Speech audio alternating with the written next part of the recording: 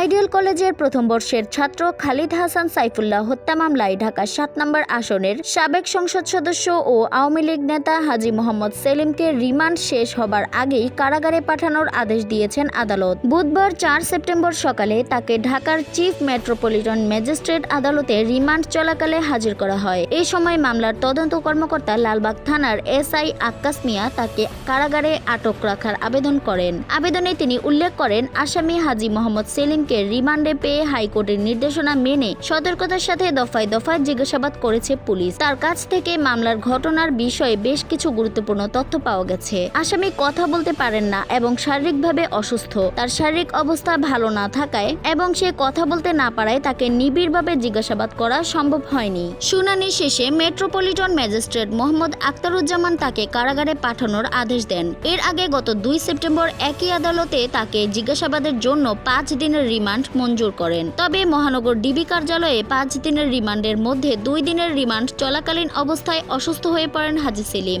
পরে তাকে মঙ্গলবার ৩ সেপ্টেম্বর রাত ১১টা ৪০ চিকিৎসার জন্য ঢাকা মেডিকেল কলেজ হাসপাতালে নেওয়া হয়। গত ১ সেপ্টেম্বর মধ্যরাতে গোয়েন্দা পুলিশের একটি দল পুরান ঢাকার বংশাল এলাকা থেকে তাকে গ্রেফতার করে।